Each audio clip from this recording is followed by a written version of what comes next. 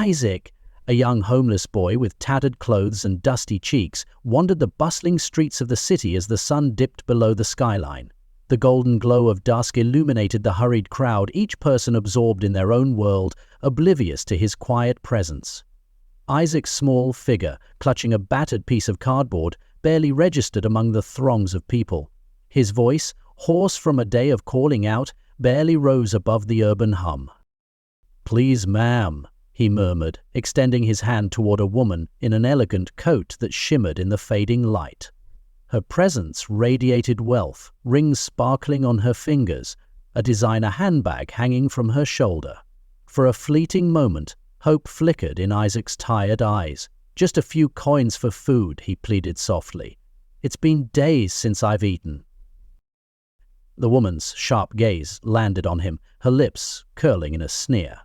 She recoiled, as if his mere proximity had sullied her evening. "Don't touch me, you filthy thing," she snapped, her voice dripping with disdain. "This coat costs more than you'll see in your entire miserable life." Isaac's shoulders sank under the weight of her words, but hunger and desperation compelled him to persist. "Please," he whispered, trembling slightly. "I can work clean your car, anything, just something to eat." "Her?" Her glare deepened, and her voice rose, attracting the attention of passers-by. "Work? Look at you, dirty, stinking, probably crawling with lice. People like you only know how to beg and steal from decent folks like me." As she continued her tirade, people began to stop and stare. Some pulled out their phones, capturing the scene. Isaac, his face burning with humiliation, instinctively clutched his growling stomach, willing himself not to cry. Despite the ache of her words, he managed to speak again, his voice steady but soft. "You don't know me. You don't know what I've been through." His quiet courage surprised even himself, but it did little to soften the woman's scorn. "Kids like you are all the same," she spat. "Trouble. Probably part of a gang." Back in sanity, Trent remembered that he should have poured out his feelings about one routine, but instead he pretended to be inextricably bound by jealousy. Isaac's spirit wavered under her verbal assault, but he stood his ground, holding on to a fragile sense of dignity amidst the cruelty of the moment. As the woman's sharp words cut through the air, Isaac braced himself, his small frame trembling under the weight of her disdain. Just then, a calm yet commanding voice broke through the crowd. "That's enough." The noise of the busy street quieted as people turned toward the source of the interruption.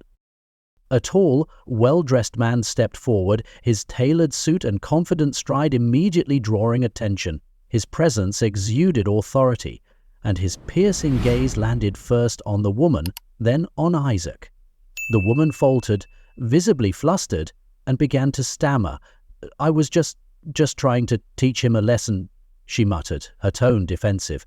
"These beggars need to know their place." The man's expression hardened, silencing her further. Ignoring her protests, he walked over to Isaac, his eyes softening as he took in the boy's exhausted and frail appearance. Without a word, the man reached into his pocket, pulling out a folded bill. He placed it gently into Isaac's outstretched hand. Isaac stared at the money in disbelief, his breath catching. It was more than he had ever held at once. "Thank you," he whispered, his voice barely audible, his eyes wide with a mix of gratitude and astonishment. The man nodded, his gaze shifting back to the woman. His voice, though calm, carried a quiet strength. "Today, you've shown everyone here who you really are," he said simply, his words striking with precision. The woman's face reddened as the onlookers murmured among themselves, their expressions shifting from curiosity to judgment. Turning back to Isaac, the man offered a small, reassuring smile. "Take care of yourself," he murmured, before blending back into the crowd, leaving the boy with a newfound sense of hope. That evening, as Isaac clutched the bill tightly under the safety of a bridge, he felt something shift within him. The man's unexpected kindness ignited a flicker of courage and possibility, stirring thoughts he had long suppressed. For the first time in a long while, Isaac dared to think of a life beyond mere survival. One afternoon, while wandering through the city, Isaac paused outside a bakery, drawn in by the tantalizing aroma of freshly baked bread. Just as he was about to step inside, a sharp voice called out from behind him, "Don't even think about it." Startled, Isaac turned to see a girl his age, her wiry frame wrapped in a tattered coat. Her eyes, sharp and wary, studied him carefully. "Who are you?" Isaac asked, unsure whether to be defensive or curious. "The name's Lisa," she replied, crossing her arms. "And if you know what's good for you, you'll stay away from places like this. These fancy shops call the cops the second they see someone like us." Isaac frowned, embarrassment flushing his cheeks. "I just wanted to buy something to eat," he explained, glancing at the bill in his hand. Lisa scoffed, her voice tinged with bitterness. "Not here. You won't. You think just having money changes things? It doesn't. They'll see you and think you stole it." She softened slightly, gesturing down the street. "Come on, there's a food cart a few blocks away. They won't ask questions." Reluctantly, Isaac followed her, weaving through narrow alleyways until they reached a quieter part of town. At a small food cart, Isaac bought a sandwich, and the two sat by a nearby fountain to eat. Between bites, Isaac glanced at her. "Why do you help me?" Lisa shrugged, chewing thoughtfully. "Someone helped me once. Figured I'd pay it forward." Her tone grew serious. "But don't get used to it.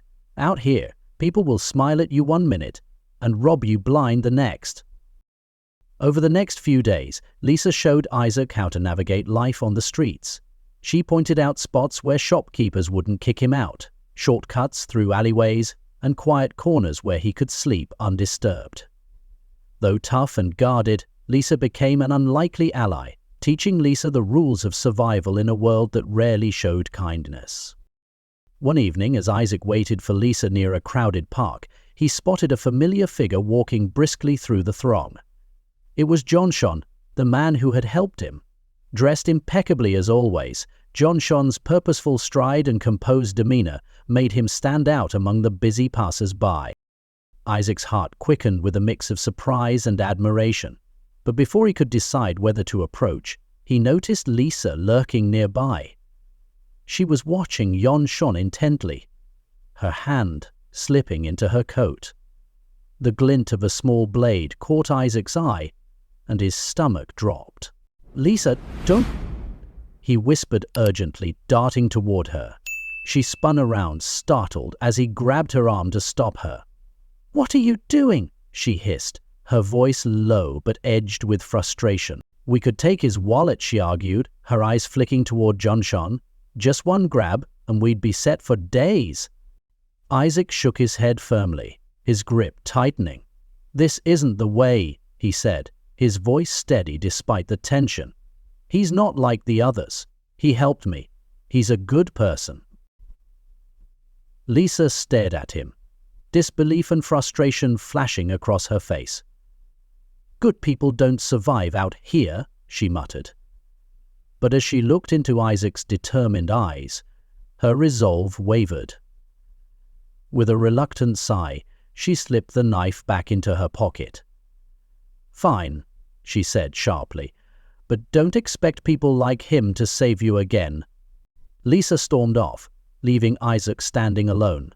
He turned back, only to find Jonshon looking directly at him. Jonshon had witnessed the exchange, his face a mix of curiosity and concern. "Are you all right?" Jonshon asked, stepping closer. His voice was calm, but there was a trace of worry. Isaac hesitated, unsure of how much to say. I was just passing by," he stammered, his voice trembling slightly.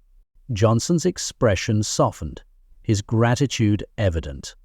"Thank you," he said, quietly. "I don't know what just happened, but it seems you stopped something I didn't even see coming." Isaac nodded, his face flushed with both relief and embarrassment. Jonshon extended a hand. "You're a good kid, Isaac," he said with a warm smile. "Take care of yourself." As Jonshon walked away, Isaac felt a swell of pride and reassurance. For the first time, he realized his actions could make a real difference, even in a world as harsh as his. One afternoon, Isaac spotted Jonshon stepping out of a sleek office building, his usually composed face marked with exhaustion. Gathering his courage, Isaac approached him. "Jonshon?" he called softly. Jonshon looked up, surprise flickering in his eyes. "Isaac, what are you doing here?" Isaac hesitated, then spoke with quiet sincerity. "I just wanted to see if you were okay." Moved by the boy's concern, Jonshon gestured to a bench in a nearby park. As they sat, Jonshon's confident demeanor faltered, and he spoke in a low, troubled voice. "There's a lot happening in my life, Isaac. Things I can't ignore anymore." His gaze dropped, his words laced with unease. "It's my wife, Julia.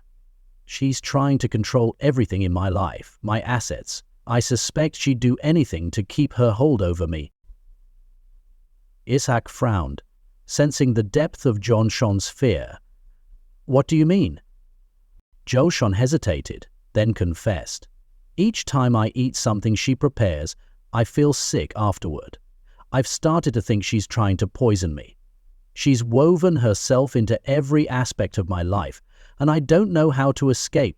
Isaac's heart clenched as he absorbed the weight of Jonshon's words. "You can't stay with her," he said firmly. "You have to get away." Jonshon shook his head, his voice barely above a whisper. "It's not that simple. I don't know where to start." Determination flashed in Isaac's eyes.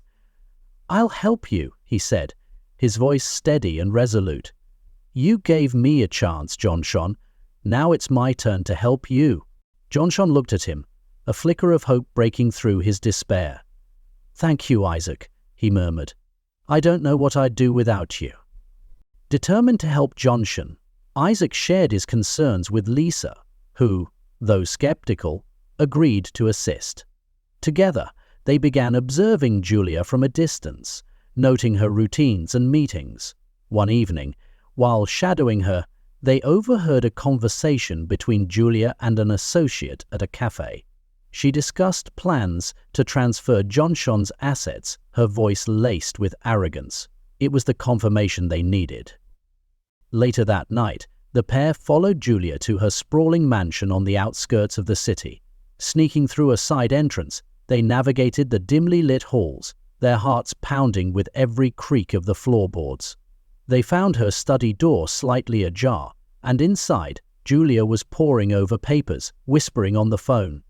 Isaac and Lisa ducked into the shadows, their breaths shallow as they watched her detail her plans to strip Jonshon of everything. As soon as Julia left the room, the two crept in, quickly snapping photos of the incriminating documents spread across her desk.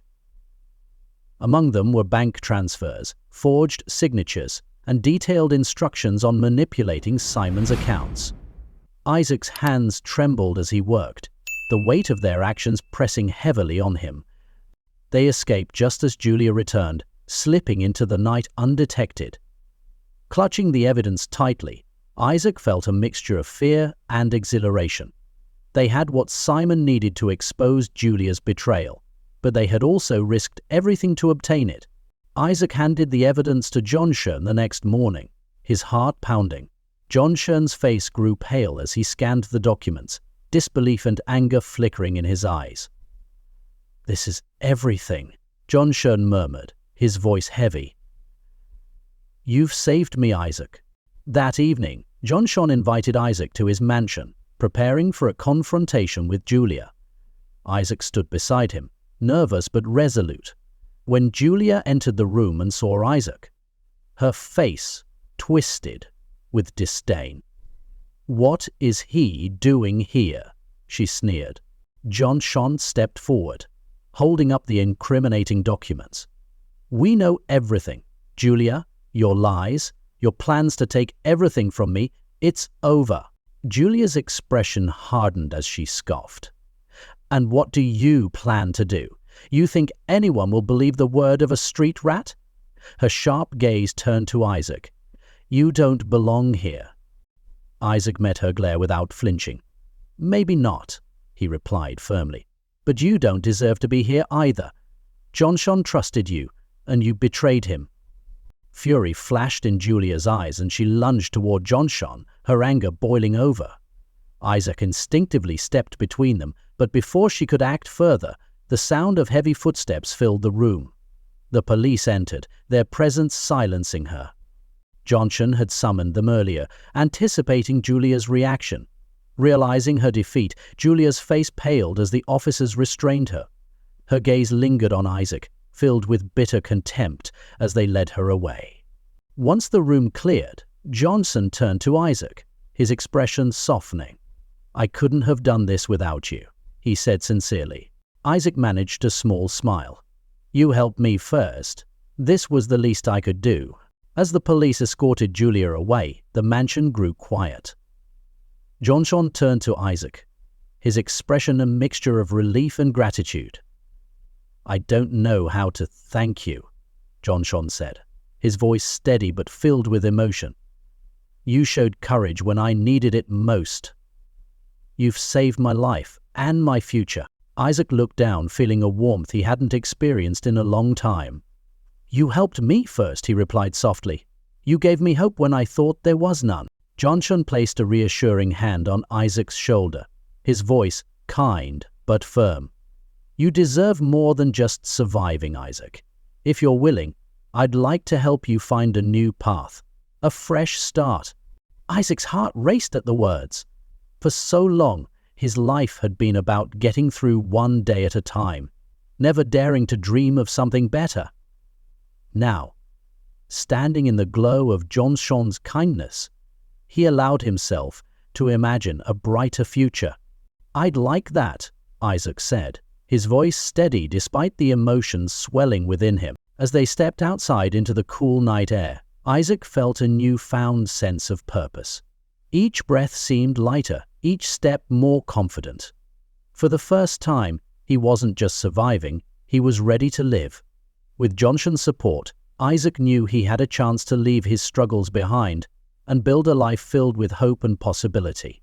As you reflect on this inspiring journey, consider sharing it with someone who may find motivation in its message.